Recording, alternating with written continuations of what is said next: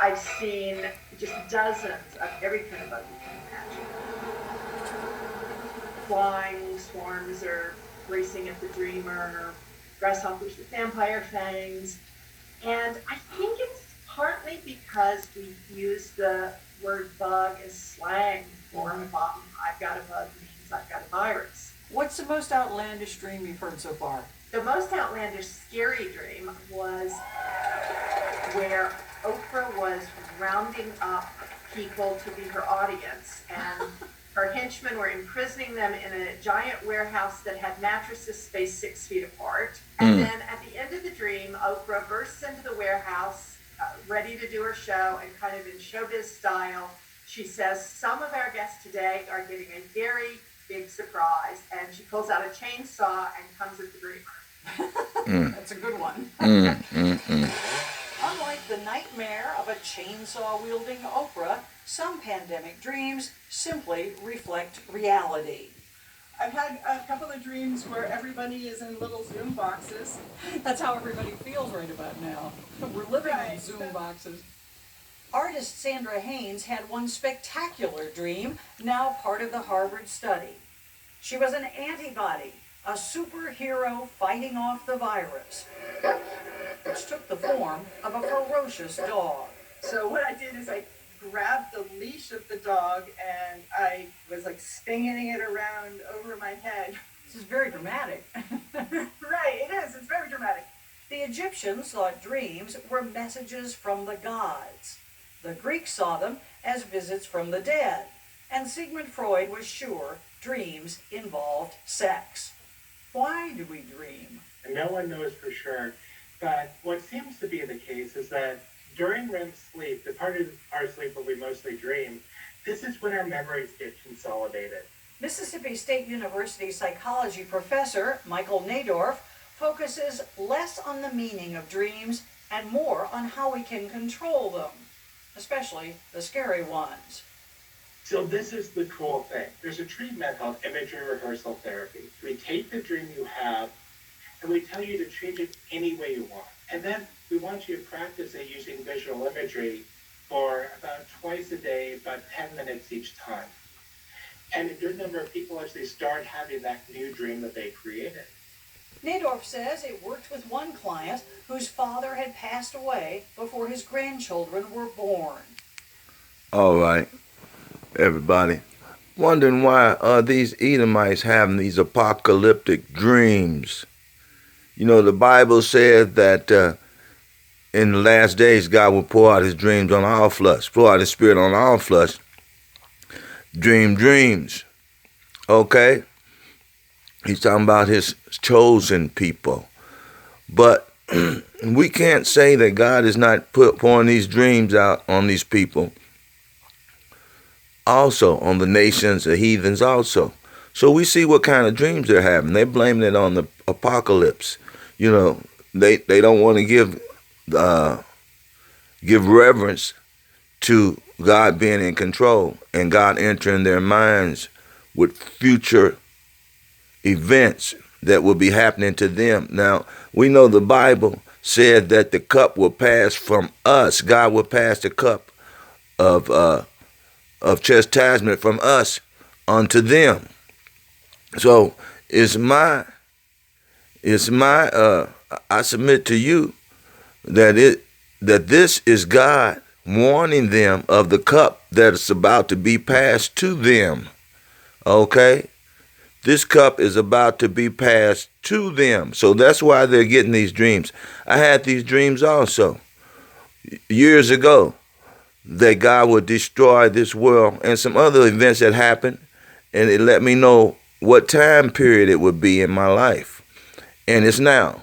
Those other things have already happened that was told to me in the dream. They have already happened.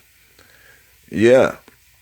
And one of the last things was that the rapture and destruction from missiles. I had a dream to where all of a sudden I woke. I thought I was woke, but I was flying in the air and like Superman. And I flew around. It's like I turned around and looked back, and buildings were falling, like earthquakes were hitting like, but I heard the big boom, boom, boom. I said, sounds like maybe prehistoric animals are crushing just all kind of stuff. I couldn't explain why I was hearing these buildings falling, and then it sounded like I didn't understand that the world was going to be destroyed, nuclear weapons. I didn't understand that then. Then I found out in the scripture that's what that was. I was hearing those bombs hit, and so God was catching up His church. He will catch up His church, just like the Bible said, and He shows us in a dream. So all these other things in that dream happened. They were all actually really good blessings for me. But then, and these dreams, it was a series of dreams, and they happened within like a couple of weeks. I don't know, a couple of days. I don't know. I was going to sleep, wake up. I was dreaming. I was entering back into the same, the dreams. God was showing me the end of my life. And so that's why I believe we're at the end, because those other things have happened. And then now, right here, there's the coronavirus. Not only that, the Israelites have come out on the streets and start preaching the gospel again to the people who never heard it. We never really heard the true gospel, that we are the Israelites and God is coming back to deliver us out of the nation's hands, the wicked hands. So that's happening now. And I know a lot of young people are saying, man, why would it be happening now? And when my life is just starting. Your life is not just starting. Life is not over. Like you said, it's just starting. What happened is God is delivering this cup of chastisement and woe unto the nations. Everything that they did to us is about to happen to them. And Christ will be the first one that comes down and execute this judgment on them. He started off with a white robe, but then the scripture, said his robe was bloody and red. It's because he was stumping people's heads and bodies to the earth. He was smashing people because, they killed him. The world killed him. And you think he ain't going to come back and take revenge? You better read Mark, the 12th chapter. That's what it's all about. That's the theme of the Bible. Yeah, that's the theme of the Bible. Mark, the 12th chapter, 1 through 8 or 12, something like that. You'll see. The last verse, it talks about how God is going to come back and get revenge for what the husbandman did to his servants and his son. That's the theme of the Bible. So yeah, they're having dreams now because God is warning their wicked ass what's about to happen to them. He giving them fair warning. But you think they're going to stop? Nah, heck no. So this is what we see. They prophesying it out their own mouth. You heard the people, and all Caucasians. They said Oprah is going to come in with her chainsaw on their ass. Well, she better hurry up and change back, because I'm thinking she's going to be one of the wicked that them missiles is going to hit. But we know all this stuff they talking about is going to happen before the missiles hit. It's going to happen in that race war. World War III is what they talking about, World War III. Okay? So that's what they're talking about. But this is what, this is where we are with these people, man.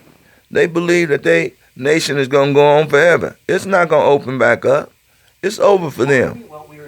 Okay? Listen to a little bit more. They're enjoying their kingdom. Look, you better enjoy the last little bit of it. And in Pompeii, buried by volcanic ash nearly 2,000 years ago, we learned how archaeologists uncovered evidence of ancient appreciation for the structure. We found this state with the remains of the balconies. Centuries later, those balconies were... Praise God. So, I want everybody all the Israelites to come back to God, because as soon as you come back to God, the 1/3 get back, He's going to destroy this place and deliver them into our hands. Okay? Just remember, that's our hope. That's what keep us going. is that one day we'll see the destruction of the wicked. Okay? All right. God bless you all.